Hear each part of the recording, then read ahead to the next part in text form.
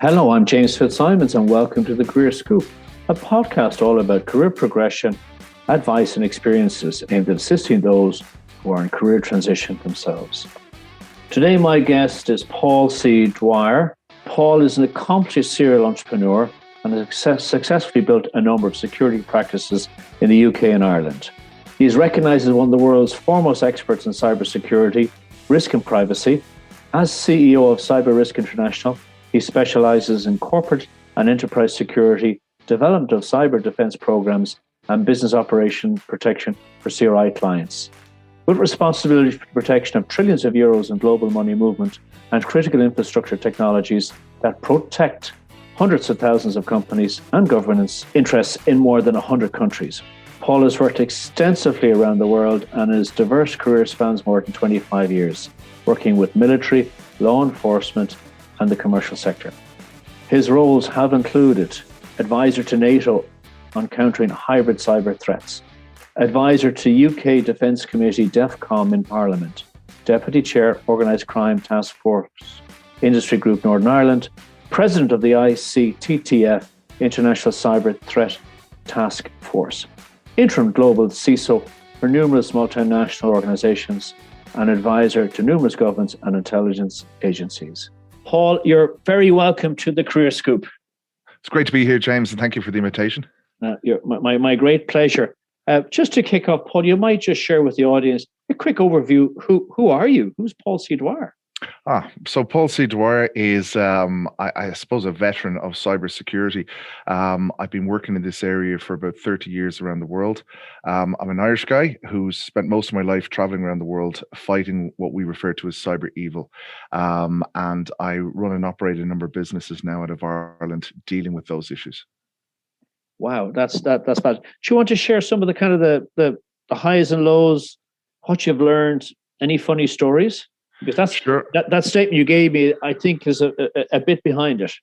Yeah, I mean, absolutely. Look, I suppose where the career started was when I was an 18, 19-year-old finishing my Leaving Cert. And I probably had two qualities. One was I knew I was pretty smart, but I also was physically a very big, strong person. So I was able to go and making money was my initial objective. So I decided I would go and work on the building sites in London as opposed to go to college, despite having a really strong Leaving Cert and all the rest. But the circumstances weren't there without taking out the violins that I could afford to go to college. But to the jigs and the reels, the academia piece just kept calling me back because I would just read tons of books.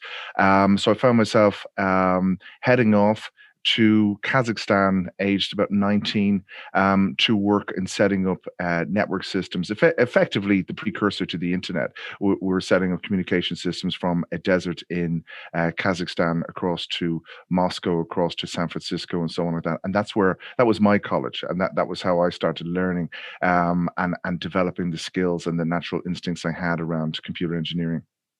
So you arrived from the north side into Kazakhstan and said, "I'm here, lads."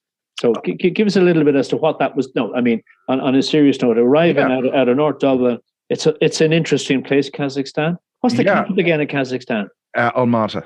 Almaty, okay. Yeah. So, I mean, where I started was night one was going to Rosie O'Grady's bar in Moscow, and they were shooting at the White House, and they'd actually draped it in white plastic because it was just in the time of the turn of everything over there. So I was arriving into fireworks, literally into Moscow, into Sheremetyevo, and I got one night in Moscow, and I was told to be at a certain point at a certain time the next morning. There was meant to be a driver to pick me up. That driver failed to pick me up, despite the fact that I resisted the as much temptation of the Guinness and the nightlife of Moscow that first night there as a young man. But he wasn't there. So the next morning, I was able to find the people who were organizing that route for me into Kazakhstan, and they said, "Well, tough. You've missed your flight internal Aeroflot flight down to Kazakhstan itself, where I'd be picked up by a helicopter, and said, "You've got to make your own way." So I headed to the airport for an internal flight. which is something very special. Back in the day on Aeroflot flights where everybody's smoking on the flights, everybody's drinking, all that kind of stuff, right? And I literally had no idea where this plane was going, but with the help of somebody, and I think I had 2 words written on a ruble note. One word was the name for a hotel, and I would just show it to people because I was looking for accommodation when I got there. So the long and short of it was, I got on this internal flight. It stopped off at 3 places, and I had no idea which stop was mine. Because all the announcements were in Russian and I hadn't got a word of it. So at the last stop, we got out, and it was just pitch dark, snow everywhere. And there was a little tiny airport building. And I walked through and there was nobody in there. So I walked out the other side of it, and I had 65 kilos of bags with me, and I'm pulling it through the snow. But there was a road, and I just start walking down the road. And I met these Kazakh nomads, essentially Kazakh travelers. And again, they didn't have any English. I didn't have any Kazakh, but they brought me into their shed that night, and they took care of me, and they gave me fermented mare's milk, and it was an unbelievable experience. And they basically, if I hadn't have met them, I wouldn't be around now, because they literally kept me alive with some heat in the small cabin they had there. And I've got photographs of this. It was an amazing experience. And then the next morning, we communicated through drawing pictures to each other, and they were traveling, and they were musicians of some kind, is what I understood. And the next morning, I got up and I walked back up towards the airport. I thought was the safest thing. And this truck came towards me, and he goes, "Are you Mr. Paul?" And I says, "Yeah, I'm Mr. Paul." He says, "Mr. Charlie looking for you." And I get into the truck. He drives me down. They drive me to an airfield. I hop on a helicopter, and then I'm dropped off into the oil field to set up the communication systems. And the next time I saw anything that resembled real life was 6 weeks after that. And that was just became a routine. And every 6 weeks, I'd do 6 weeks in Kazakhstan. I'd do 2 weeks in Moscow. And then I'd come back to Ireland or to London or wherever. And it went on like that for a couple of years while I built up a lot of skills, good human network of people as well, and things that I couldn't read in books. I mean, we were setting up, as I say, pre-commercial internet kind of systems. I was learning about satellite links. I was learning about all these kind of things from Russian engineers, from American engineers, from the best in the world that the oil companies were able to afford to bring down to that part of the world. These are smart people, I take it. Ridiculously smart. I mean, one of the things was that I first noticed when I would stay in Moscow. So when you went to Moscow, there wasn't really any. There was hotels like the Novotel at the Sheremetyevo, but you stayed in Muscovites' houses, and when you'd get in, there might still be a pot with warm soup sitting on the stove, because they were told, and 30 minutes beforehand somebody was coming in. So it was the original Airbnb, so to speak, and they would be told to go off and go into their neighbor's house because they were getting some money for us to come in for a night or two into their home. But there would be no TV. It would be like a library. You'd be staying in a library. These people were just so well read, so educated. It was just phenomenal, the amount of knowledge that was there. So as a 19, 20-year-old, you'd gone up the building site. You're now in a whole different continent. What gave you the resilience, or maybe that ability to be able to go with the flow? Because that's not everybody's skill set. People are very worried now. Oh, don't talk to so and so. That in the internet particularly is pushing kind of branding at you. These people, but that ability just to go with the flow, to lean in.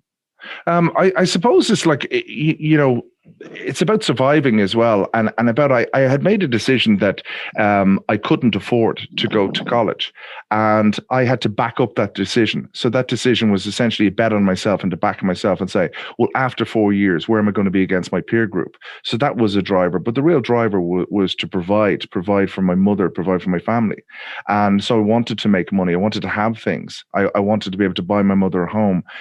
All of those kind of things. They were the drivers that brought me to Moscow, to Nigeria, all over the world, into effectively what Donald Trump would refer to as shitholes. But I mean, this is where I went to work, and I went to work in hostile places because that's where I was needed. That's where I could do most good, and that's where I could make most money.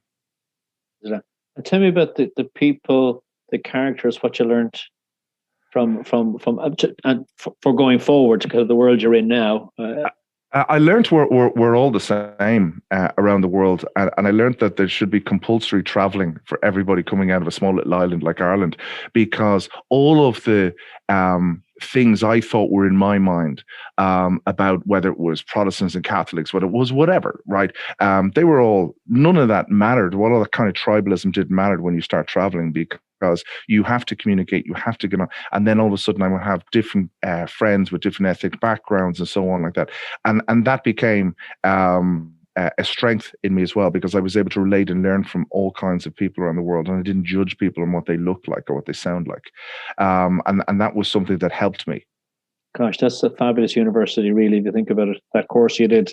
Absolutely, the University of Life. I mean, and hard knocks. I mean, and that meant by the time I came back, I would felt very mature, felt very controlled, and I say mature because then when I'd get back to my peer group, I would see how nothing had really moved on for them. They were, maybe still at college or maybe still doing whatever, but they hadn't tasted the world. They hadn't got to see the things I had seen. They hadn't had the near-death experiences or whatever, all that kind of stuff. I mean, they were still very insulated, and that's fine. But for me, the adventure took over, and the adrenaline rush took over, and ambition was driving me. I knew I could do something. I knew I had abilities, and if I kept following this, and I had to keep investing in myself. I had to keep investing and educating myself, and that might have been a bit of a chip on my shoulder, because not going to college, all of a sudden I drove myself to get so many qualifications. When I had 26 letters after my name, I went, well, that's an alphabet after your name. That's great. You certainly now have qualifications. You don't need to feel insecure about your education anymore.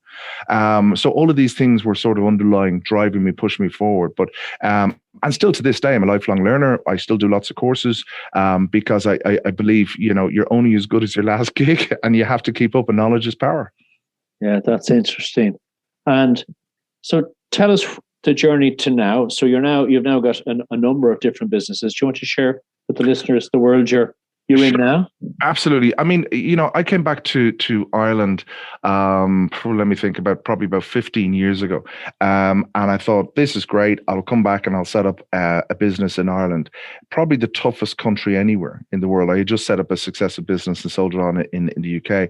But to operate in Ireland was a different playing field. So hard. And this is in the boom times. And so found that a battle. A real battle, just in many different ways.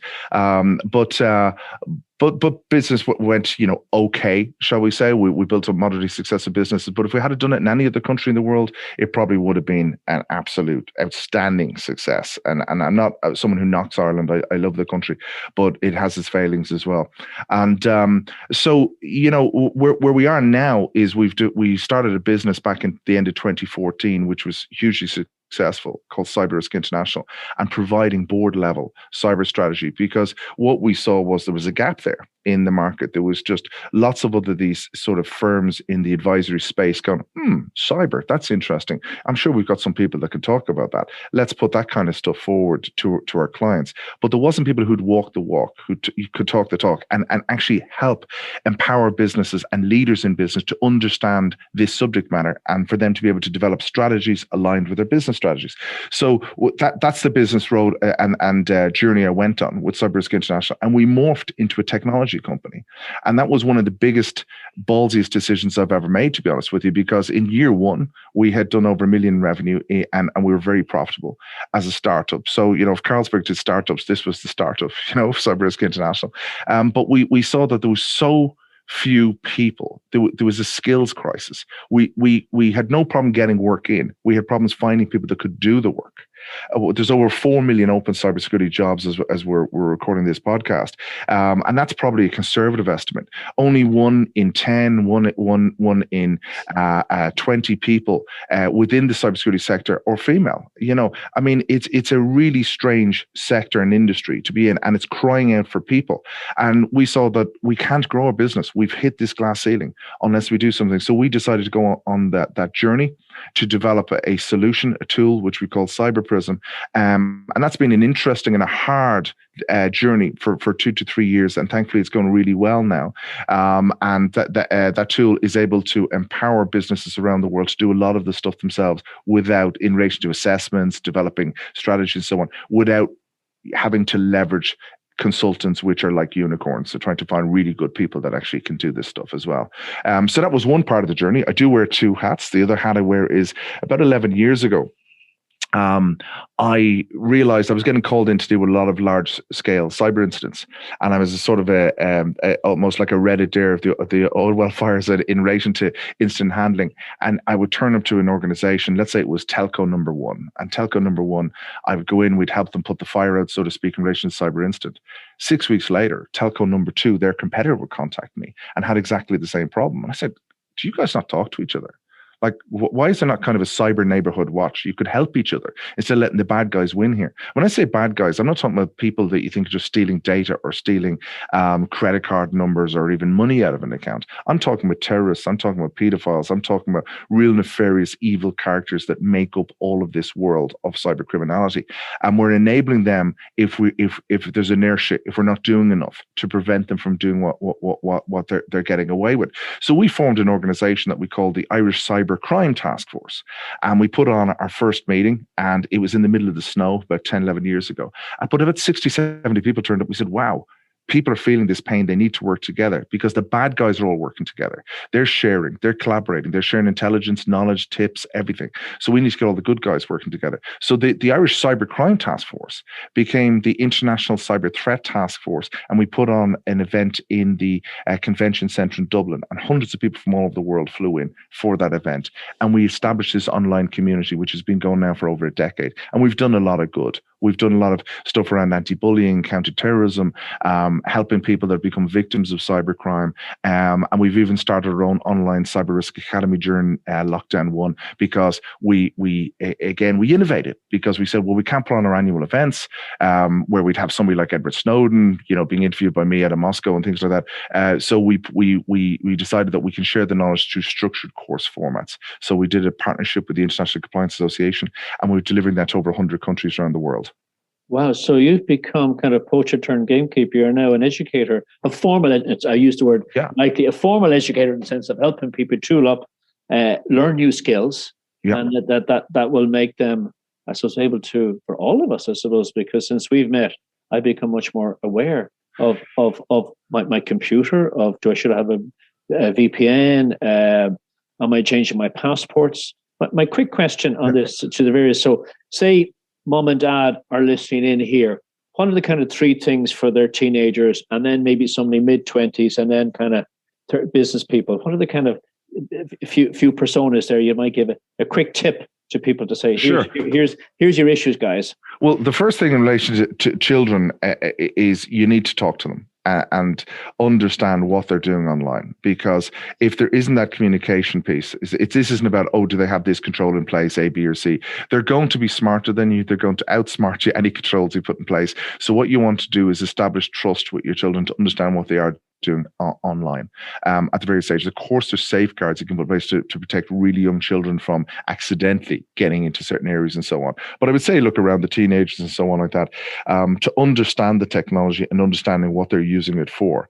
The dark side of that, without spoiling the tone of the podcast, would be that we often come across people who are not just being groomed online, and children being groomed online by predators, but also it's almost using the naivety of children to do things online, to receive gifts up on Amazon gift lists or whatever it happens to be. And there's almost, they feel like they're being complicit, but they think that, what's the harm of this? I'm doing this on a camera in the safety of my bedroom. And that's the kind of stuff you don't want. I was dealing with one recently where a guy in his 50s had got a young girl who was 16 to sign a contract that she would be his sex slave. And these are the kind of things that are happening on our back door, like even within the Irish space and the ecosystem that is there. But it's the same all over the world. When you get up to being an individual and a person, you need to develop a cyber savvy. And this isn't about fear, uncertainty, and doubt, and just scaring people away from technology. We have to embrace technology. We have to embrace innovation, not be afraid of it, but learn how to use it properly. For example, when you're talking with your children, you're teaching them arts and crafts and you hand them a scissors, what's the first thing you say? Be careful. Let me show you how to use that. It's the same kind of principles, in using technology. So we have to understand then as busy individuals that people want our data, people want access, because they will be able to correlate that information, they'll be able to sell it on to others, and they may want to compromise you because of where you work. We call those romance scams, we call it sextortion, those kind of things. And you have to be cyber savvy when it comes to that piece. And then for businesses and enterprises, at the very least, if COVID has taught us nothing, it's about the fact we're all interconnected and we're interdependent. And COVID has taught us that, that from a physical and a viral point of view, it's exactly the same online. All our businesses are interconnected, and we're all interconnected within our information exchanges and so on. So we all have to have cyber hygiene. So what is cyber hygiene? Well, cyber hygiene is making sure you've got some decent antivirus installed, which isn't going to stop everything, but it will stop a lot of stuff. Make sure you have all your patches and updates on all your devices. Those kind of things being put in place will stop probably 80% of the threats out there. You're still going to be vulnerable to certain things, but if you're not doing that, what you're doing is equivalent of leaving all your doors and windows open at home and then throwing your hands in the air and going, how come we're burgled? How come I'm a victim of a crime? So it's we all have to take a shared community responsibility. We can't blame the bank for money stolen from our bank account if we didn't have the latest updates and patches on our phone or on our iPad or whatever it happens to be. We can't just offload the responsibility to another company or another organization. There's so many pieces in that link between someone maybe doing online banking. There's your PC, there's your computer, your device, there's the operating system, there's your internet gateway, there's then the bank's website or the app and so on, and all the providers in between. So we all play a part. It's really been educated or been knowledgeable, or we've all got to do it ourselves, but it's something we're passive about it. I would put both hands up myself. We accept it. Like, you buy a device, you upgrade your computer, you get down software. We really maybe don't think that, like a parking app, you share your information, something that parking app organization might be hacked, or someone might be nefarious in there and using the data. I'm not slandering any parking app per se, but in general, it's something that we don't think, we just accept it. Maybe we should be asking more questions. Is that the educative part? Well, there's asking the questions, but sometimes the questions are futile, because if you want to use the service, you have to accept the terms and conditions and accept that they're doing a reasonable job of protecting your data. So, for example, anything you're getting for free online, you're the product. Okay. So Facebook is free, so you're the product, all your data, all your information, everything else like that.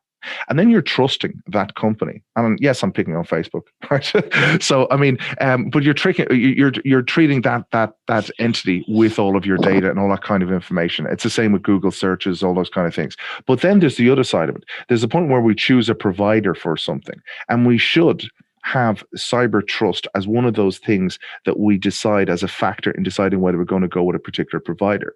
So it doesn't matter whether it's a retailer and it's a loyalty point scheme or whatever, if they're not treating your information with respect, how can you trust them? The whole banking system in the world is based on trust.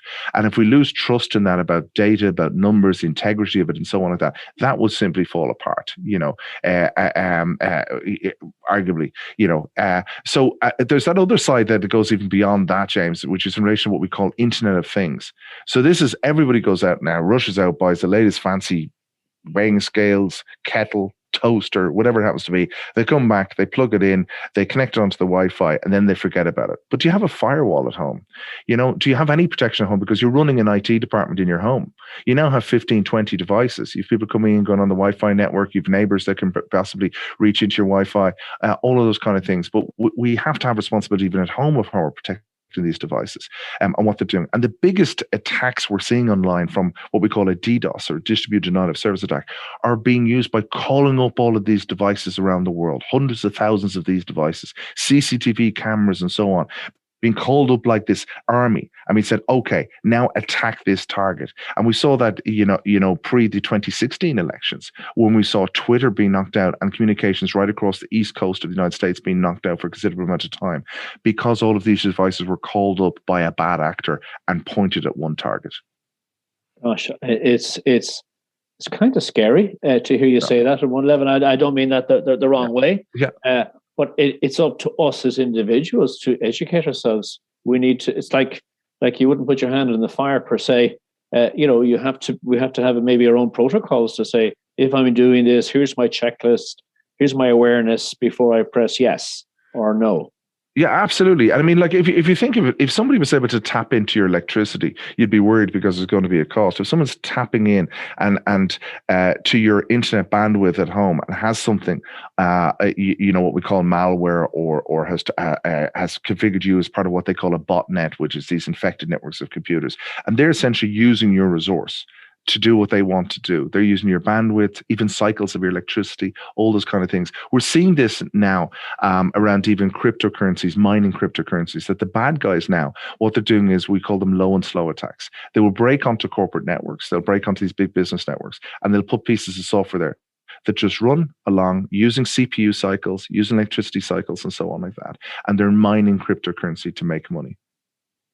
And how do you ever know you're using too much electricity, you're using too much bandwidth, unless you're spotting things like this? So these are even the kind of attacks that are going on. That's one of the most growing attacks, has been reported by NISA, which is the European Cybersecurity Agency, and it's been listed as one of the top attacks being observed at the moment. Wow. And if you were designing a university course now, I'm using that's probably an incorrect word, but a course for someone who has left the second level, they're going for a course for 2 to 3 years. And how would you design it? What would you put in it? Okay, well, around the cyber element, obviously, what we're talking about, one of the first great things to observe about the cybersecurity industry is, I've mentioned there's over 4 million open cybersecurity jobs, but cyber is a meritocracy. It's not about your academic background. It's not about, do you have a master's degree or a PhD or any of those things. They're actually just not that important, to be quite honest. What's important is, can you do the job? And different ends of the spectrum. So you might be some of the best people in the world working in cybersecurity are people who are on the spectrum. They may have Asperger's or whatever, and they may be working in environments because they've got those brilliant brains and they're absolutely focused in that area, and they're fantastic. But on the other end, to answer your question about what the course I would design is, and have designed, the Certified Cyber Risk Officer course, is one for business leaders, one's for board members, one's for lawyers, heads of procurement, those people who are going to set policy, enforce policy, and create a culture within an organization of effective cyber risk management. And that's what organizations need, because this is something, I mean, data is the lifeblood of all our businesses. We can't just say, oh, well, we're not going to transfer the data, it's flying over our heads as we speak and all that good stuff. We need to be able to embrace artificial intelligence, machine learning, cryptocurrency, digital currencies, blockchain, all of these things, but do it in a way that's safe and secure and moral. We need an ethical, moral compass when we do these things, because what we can't do is just do something because we can. And I've talked to this even in depth with Edward Snowden a number of times. I'm name dropping there, but I've done a number of interviews with him for our EU Cyber Summit, and we zoned in on these things, even around the murder of Khashoggi. And I was reminded of that recently watching Amazon have a new movie out about it, docu-movie out of it called The Dissident. And this is about the surveillance of a journalist and the freedom of press being taken away, and he ultimately paid the price with his life because he was surveilled. Because somebody is selling surveillance technology that allows you to surveil anybody in the world if you've got the right money and the cash to pay for it. And governments are buying this, but individuals and corporations are also able to buy this. If you've got the money, you can buy it, you can send it out, and you can surveil somebody. Jeff Bezos, the richest man on the planet, was surveilled, and his phone was hacked.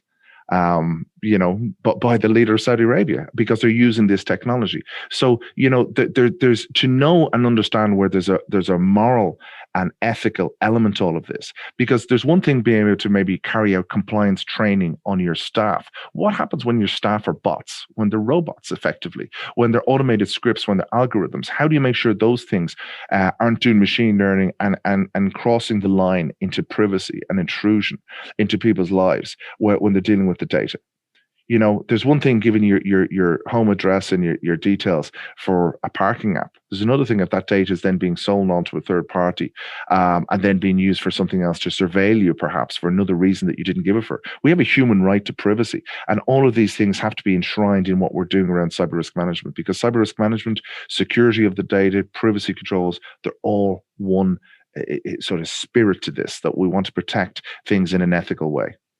It's kind of like a social entrepreneur, to use that word, as I said, because I think we've all defaulted. Well, we can't really control this; we could do nothing about it. But we're probably more empowered or enabled than we think. That's really... Yeah, absolutely. I mean, look, I don't have a Facebook account. I encourage most people not to have, those kind of things. You can't protest in a slight way about things like that and what they're doing with your data and so on. But we can all vote with our feet at the end of the day. The social entrepreneur aspect, if you like, that comes in with himself with ICTTF, for example, is a not-for-profit initiative. I'm driven by the fact of doing good against cyber evil. There was a turning point in my life when I caught my first paedophile, and that first paedophile was targeting a pre-verbal child, and I'll leave it at that because it's dark stuff. And for 25 years since then, I have dedicated a significant part of my life to going after cyber evil, whether it's people torturing animals online, whether they're endangering trafficking animals, whether it's counter-terrorism with ISIS. All of those areas is where we've worked, and a lot of that is obviously pro bono stuff, because whether I take a call from an Irish business leader who's become the victim of sextortion, you can't charge somebody to help them out. Well, I don't feel right about charging somebody for that kind of stuff. Where you're trying to help somebody who's the victim of a crime, and they can't find help somewhere, and they've made a mistake, maybe they've been silly or whatever, but their whole life is about to turn upside down, and they're looking for help. And many times when I get those calls, I'm their last chance of being able to do something for them and being able to help them. But it's even more compelling when it's a child. And without throwing accolades, I mean, one of the most memorable moments for me was actually probably about 6 months ago, when I met the mother of a child that I had saved, essentially, and they were her words, not mine. And that child was the victim of extreme cyberbullying, and the parents were wonderful parents, and they'd gone through everything the right way. They'd gone to the school, they'd gone to the guards, they'd gone and done everything. And I was on holidays, and I got a text message, and it was basically the father, and I was literally his last hope. And he said, "Look, I got your name from somebody to do business with. They said you might be able to help." And he sent me some of the pictures of what was going on with the child, and I made some calls, everything else like that, and we dealt with it really quickly and really effectively. And that man wanted to thank me, the law of reciprocity. He said, "I'll give you business, I'll do this." He's a very successful businessman. I said, "No, I don't want anything, because if you start doing those things, looking for something in return, then you've lost the purest motivation that you've had to do those things." But we actually became friends, and and then I met his wife for the first time, and she thanked me with tears in her eyes and said, "Listen, you literally saved our daughter's life because of what you did. You made all of that stop." But it shouldn't have to be me. It shouldn't have to be people like me that are doing this. There should be systems in place to protect that. I mean, I mentioned Facebook, and I'm no fan of organizations like Facebook, and I believe these organizations should be taxed, or even a small amount, 0.001 cent per user account. Put that into a fund that can go and fund law enforcement, i.e. on Garda Síochána and so on like that, to deal with this. I mean, all of these born on the internet billion-dollar companies are all operating out of Ireland and relying on our data protection commissioner with limited resources, and on Garda Síochána, and they're all here, but where's the resources? So it is about ethics, and it's about the people at the top drive the ethics of an organization. Absolutely. Yeah. And I mean, and they know, I mean, when I get into it, we're saving myself from getting into a lawsuit after this, but when you think of I remember a couple of summers ago, reaching out to an organization like Facebook or a social network site and said, "Hey, do you know that you're showing advertisements for fake Ray-Ban sunglasses, and that's an organized criminal group that is selling and laundering money and all of those kind of things, and your users are now a victim of that?" And they said, "Do you own the copyright in Ray-Ban?" I said, "No." They said, "Well, then don't call us again." Now, so that's what we're looking here. We're looking at an organization who's essentially an ecosystem of a cyber criminal empire. So they're taking stolen credit cards or stolen money to advertise fake goods to scam more people. So scammers go where people go, and we're all the people that run social network sites. But certainly in Garda Síochána aren't going to have the resources, or law enforcement anywhere around the world are not going to have the right resources. But if we were to start taxing in some way these giant companies, and that resource was absolutely focused, the equivalent of road safety, it's just what we're talking about. And if we were able to fund that in a proper way, we could make it a safer playground for children to communicate and socially network, especially when there's lockdown after lockdown and all that, and people don't have a choice but to socialize on these platforms.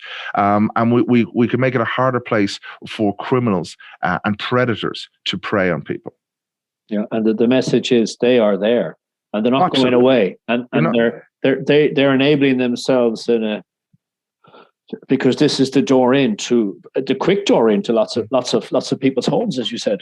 Yeah, that's it. I mean, whether they're targeting children, whatever their objective is, or whether they're targeting people to scam them out of money, whether it's romance scams and they're targeting, they all have set target groups, and maybe say they've gone for older ladies who are lonely, and they send all these pictures of big handsome men and all that good stuff, and they try and create all this romance that might go on for 6 months. And then they take 40, 50 grand out of their account, and they've taken a piecemeal, and they run this. I mean, when I worked in Nigeria, we would go into these places and we would see, and they run it old school with filing cabinets and printouts and things like that as well. But this is organized crime. This is organized, where they're building a relationship for 6 months with somebody. So the person isn't like an idiot or a fool. They've been psychologically groomed using techniques like neurolinguistic programming to convince them to trust them and so on. And then at the right moment, they say, "Oh, I need an operation. Oh, my dog needs an operation," whatever it happens to be. And they'll pull on that heartstring, and they'll get the first couple of grand, and then the next piece, and the next piece, and the next piece.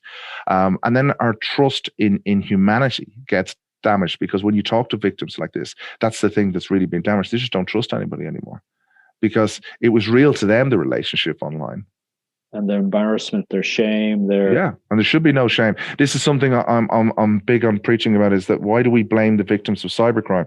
It's almost the same when you could draw the analogy, what we blame often the victims of sex crime, which is wrong. What were you doing at that time of night down that alley wearing that? Why do we say that to people?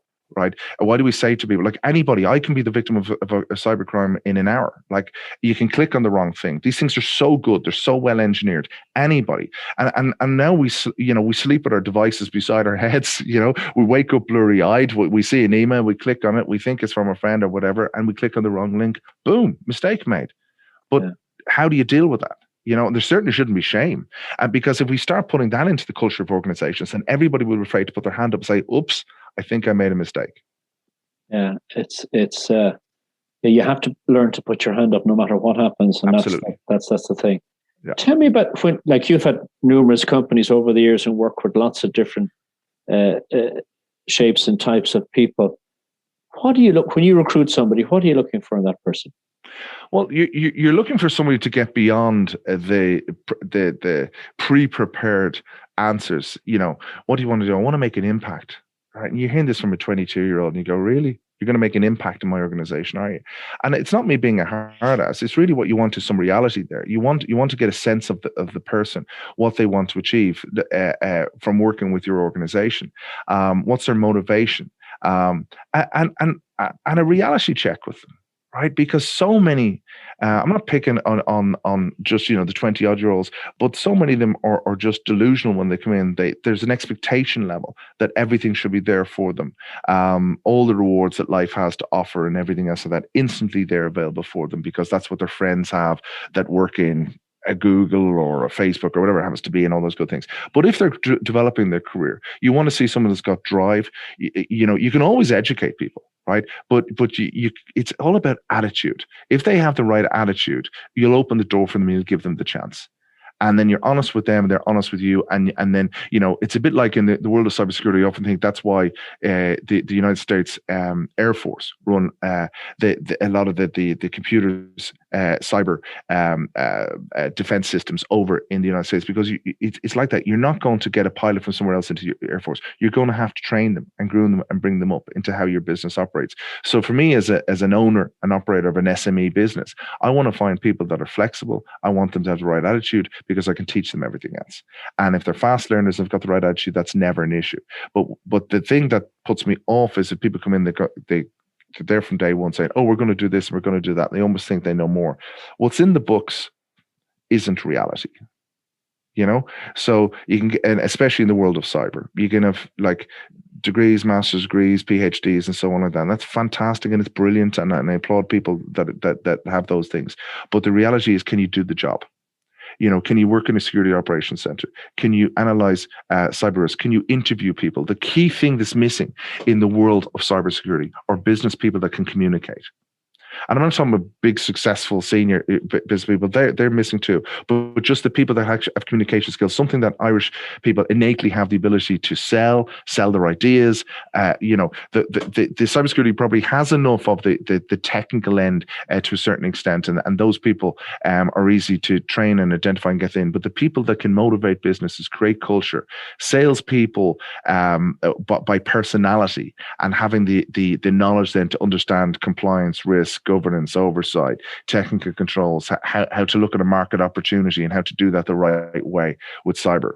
So if someone has those soft skills and creative skills, innovative skills we talked about, and they come out the pure history degree, or maybe they don't have a degree, sorry, let me rephrase that. How long might it take them? And this is really for our younger audience. With the right time, they have the human skills to do the gig. How long would it take them to kind of train up per se? Were they 2-3 years maybe? Not even, because let me give you a real life example. One of the things, and I alluded to it earlier, was the embarrassing lack of gender balance in the cybersecurity industry. So one of the initiatives we took on this year in ICTTF on International Women's Day, we launched a cyber security boot camp for women. Okay, it's a 1-month boot camp. It's part-time, and in that 1 month, we are turning around batches of essentially women who work in other areas of businesses into people who could credibly work at entry level into the cybersecurity industry by augmenting their existing background and their skills. We offer that course free of charge to all women around the world. So that's how we do it, and that's how we're bringing them in, and we're introducing. So we've taken on an ambition of bringing at least 1,000 women this year into the cybersecurity sector. And if your listeners want to know more, then go on to ICTTF.org. So it's as quick as 1 month. If somebody was a bit further down their career and they go, hey, I've been working in procurement for years, and I think I'd like to get to cyber, they could do it. Legal people, lawyers, and so on. For people starting off at the very start of their career, they want to get into this. If they are technically minded, that's one path. If they are business orientated minded and they want to get into that area, it's also quite a quick path, because the technical side, they may do a course for 3 months, 6 months, get a qualification, get their step in, rung on the ladder, because there's such demand for people, and they'll continue to train, continue to learn, and they'll accelerate up that. The person with the history degree that may have worked in a business and they want to get into those areas around that, they could go on something like, say, a 10-week course, something like the NIST Cybersecurity Expert course or the Certified Cyber Risk Officer course, an 8-week course. And at the end of that, they will be employable. They will be useful to a business. They will understand all of the things, and they will be able to effectively do work within an organization. They will be able to handle areas like compliance, risk, procurement, all of those things. And they'll have to get better at it, of course, because they'll need to practice what they've learned, but they will have the knowledge. So that's for somebody who's ever listening, is that, if you feel you've got good human people skills, you're reasonably smart. When you know to put a hand up and say, I don't know, but I can learn. You can do a course like this, and after, I'm just saying, the space of 2-3 months, you could knock on someone's door and say, hey, I can do this, this, and this for you. Absolutely. And there's another option there for your listeners as well. There's an organization, brilliant organization called ICT SkillNet. And ICT SkillNet are a organization that have lots of other offerings to bring people into the world of cybersecurity and IT itself. And a lot of those offerings are for people on furlough, for the unemployed, for so on. A lot of them are heavily subsidized. In fact, a lot of them are even free, and people can take on. So I would suggest that as well as looking at ICTTF.org, they go over and have a look at ICTskillnet.ie and have a look at the options over there, which are for the, if you like, the people maybe more at the more embryonic stages of their career. They will have and those technical paths are over on ICT SkillNet. For the people that are maybe have 5-10 years experience in working in business, but they want to get into the world of cybersecurity, become a business leader in cybersecurity, then ICTTF.org, the Certified Cyber Risk Officer course, or the Certified Cyber Risk Specialist, or the NIST Cybersecurity Expert course, those kind of courses are ideal. I might be signing up, Paul. In fact, I think I will be signing up to do one, because you have provoked me with that, because in effect, and there's very few, because part of what we do in our other company, Elevate Career Advice, is help people go through career transition.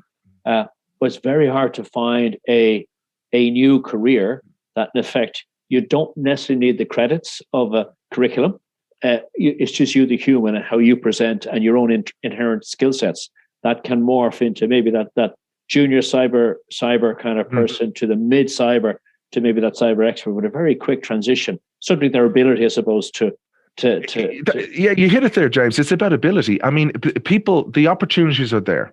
There's countless of them. And again, I'll say about this 4 million open jobs, because there's just jobs everywhere in the world of cyber. There's sales jobs, there's risk and compliance jobs, there's legal jobs, there's the technical pieces. There's jobs everywhere in cyber. There's people making astronomical salaries in sales of cyber related products. Astronomical salaries, and they're in the mid-20s, and they're doing unbelievably well because they've taken those skills they have and they've learned about some products and an offering of a company, an American company or something like that, and they've just shot it and they're hitting targets and they're doing really, really well, phenomenally well. There's so many opportunities in the cybersecurity sector, really, really is, and it's a meritocracy. If you can do it, you'll get the rewards. And it's not about, maybe entering into the legal profession, dare I say, or something else like that, where it might be almost a family business, or there has to be a pedigree there of some kind, or you have to earn your rankings over 10, 15 years or something before you get up to a certain level. If you can do the job, you'll get it, and you'll get the rewards, and you'll get the other career opportunities that come along with that too. And this is in a world that's growing exponentially, changing weekly, monthly, in a sense of to the world outside there.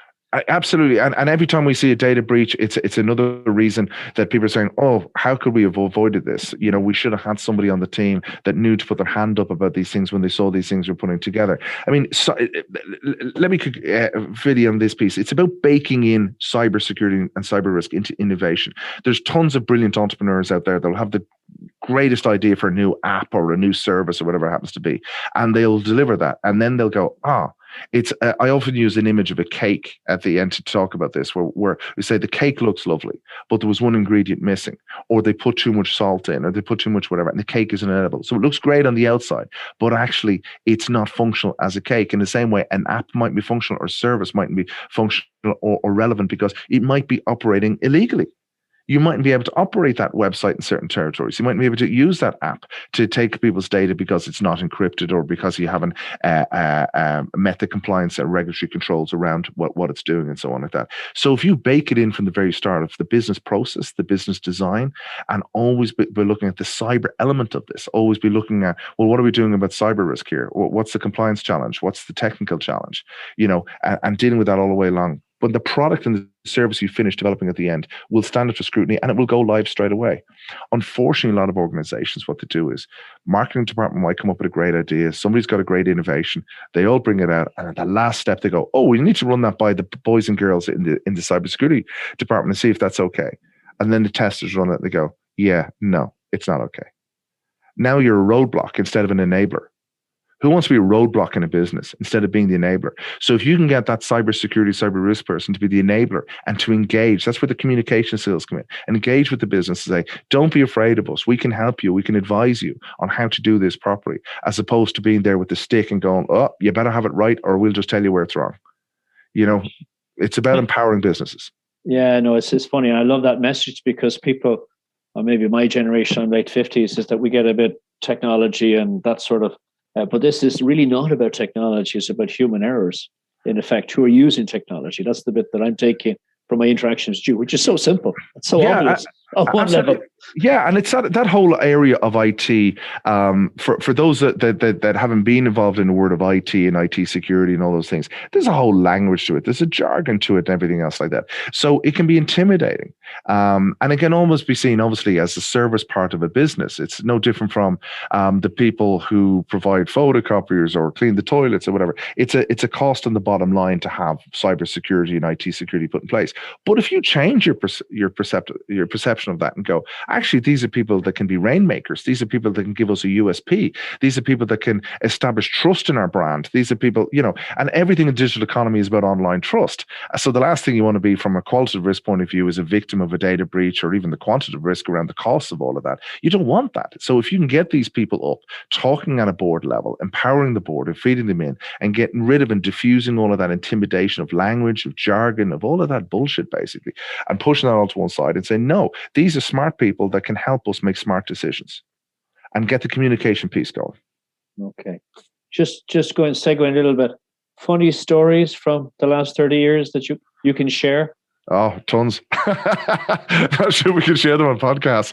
I mean, look, there's been many around the time that, you know, I was kidnapped in Nigeria. I was, you know, there's sort of lots of those kind of pub relevant stories you could tell about how these things happen. But the reality is, through all the different experiences that I've got, there's been lessons in it and anecdotes in it about who you can trust and how to deal with situations and developing those human skills of interacting with people. So there's been lots of experiences. My career has obviously brought me around the world, which has been fantastic. It's been very rewarding. It's been dynamic, and it's far from finished. I mean, you know, this thing people always talk about, you know, age. I've hit 50 this year, but I have so many ideas and so many innovations and so many thoughts for how we can make an impact in the world to deal with this area of cyber risk, because there is a big moral challenge here. There's a social challenge to us all as well, and how we're dealing with technology. I mean, if I just reference a quick story there in relation to things like, for example, there was a website called Silk Road that operated on the dark web. And Silk Road on the dark web turned over 1 billion in its first year. You imagine having a startup that turns $1 billion in its first year, what it would be worth. But what it tapped into is a community feeling and a spirit. And yes, there was lots of nefarious stuff going on. You could buy guns, you could order murders, you could do all that kind of stuff, whatever. But essentially, the heart of this was people being able to procure drugs safely from a community-based rating system. So you had customer care of a 5-star level, and that's what basically a certain demographic of society, i.e. younger people, wanted. They didn't want to go to a bad part of town, maybe get tainted drugs and maybe get mugged or killed or worse and blah, blah, blah, and all that kind of stuff. So the technology offered them another route. And to get this, so society has to look at these challenges and say, well, how do we deal with this?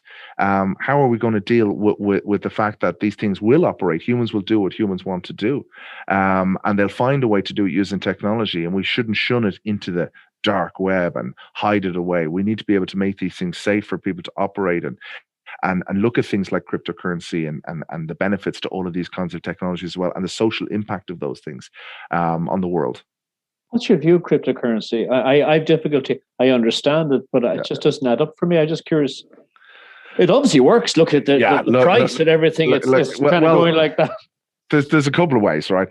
You know, one, I'm kicking myself I didn't keep all the cryptocurrency I bought at the start, right? You know, and especially at one stage, I would have had the tens of thousands of it in value because it was used to certain parts of the business that you'd be dealing with nefarious characters and blah, blah, blah, and all that kind of stuff. So, but the reality is on it is some of the most clued in wealthy people on planet Earth have invested significant amounts in it, and I don't think they'd be doing that if they thought it was going anywhere soon.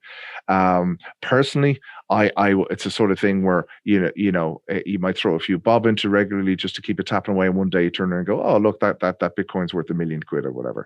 I think it like everything else. Like the Facebooks of this world, I'll just get another dig in.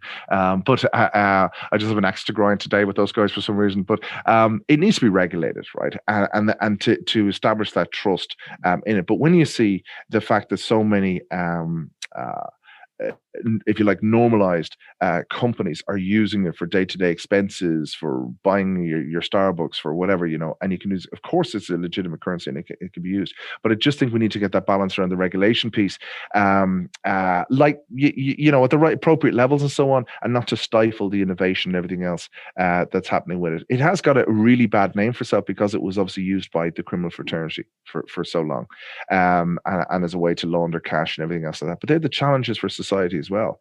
AML, training and everything has to be upped to deal with people using tumblers and mixers online and how that operates, and laundering money in that way as opposed to the old ways. I mean, look, it's here to stay. There's a lot of scams around, different versions of it. There's a lot of thoughts around it. There's a lot of people far cleverer than me in the worlds of financial stuff aren't quite sure of where it's going, but it just seems to be becoming more mainstream all the time with the big players taking it on board.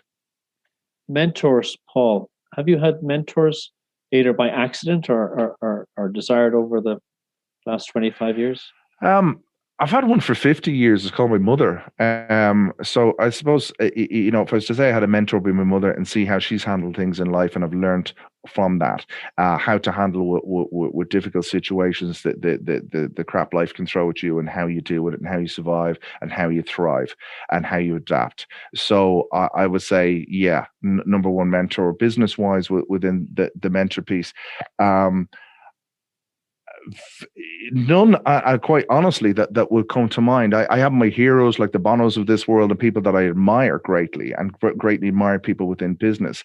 But I haven't been fortunate enough to being mentored by anybody that I would say, wow, I was guided by them. I've made all my mistakes. I have really made really bad mistakes, right? And I've learned from them, and I've been on this journey through it in this college of life, where I don't mind when things happen as long as I learn from them. And I haven't been fortunate enough to I've thought there's been mentors in my life at times, but realized that the only lesson you're getting out is that they're after something, or whatever it happens to be. So I'll stick with my mother. Final answer. Oh, I tell you, Mommy's going to be very happy about that. Hopefully. Which is great. Finally, Paul, and this has been a fabulous podcast, and even because it's such a subject that a lot of people don't know a lot about. We hear the word and we don't actually know what's behind it. We don't really know what's behind it. I think you've lifted a number of those kind of blocks away. 1, 2, that someone with a reasonably smart, good personality, creative, innovative can move into the cyberspace, and there's little steps for them to become that cyber person, or wherever they want to, the level they want to get to. So 5 words describe your career so far. Wow. Let me think. I think I use some. Well, it's been exciting. It's been dynamic.